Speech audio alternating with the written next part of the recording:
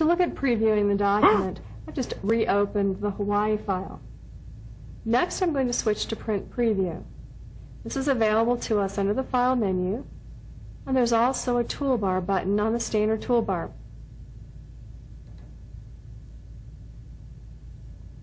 This is similar in some ways to the Print Layout view because we get to see our document as it will look on our page. We have different options under Zoom, for instance, page width, text width, whole page, or 2 pages. You can further customize by going to a button, Multiple Pages. This is a 5-page document. Let's say I'd like to see how all of these lay out together.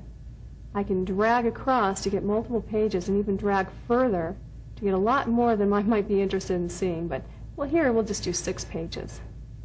Now obviously the idea here is not that we can edit the text in this view, but it does give us an idea of how the text is flowing from one page to another.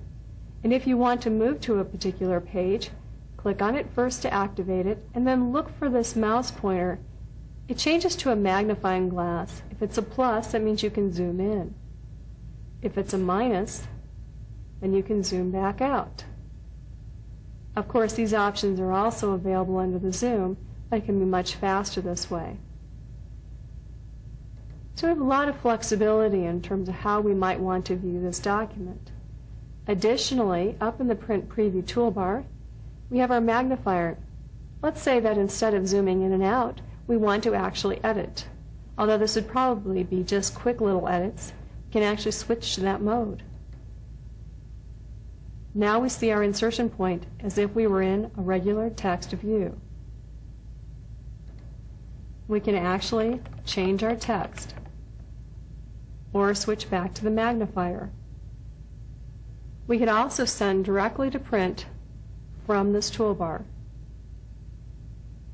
We can return to a one-page view. We have our multiple pages, our zoom, and we can view our ruler. This might help us in the layout of our margins. Here's a button you want to be real careful about, shrink to fit. Not one that I suggest most of the time. Its design or intention is to take a document, a page for instance, that might just go a little bit beyond one page. And let's say it's not possible for us or we don't want to have to change our margins. By shrinking to fit, the text will be reduced in size slightly to fit to a smaller amount of space. The only problem is that if you're not aware of this, it's a little bit more difficult to undo if you catch it a bit later, and your font size might be much smaller. Better to make other adjustments to margins and so on to get the text to fit in the appropriate space. Full screen is another view that allows us to look at our text without all the toolbars and all the other options in the way. We can also close out of that very easily.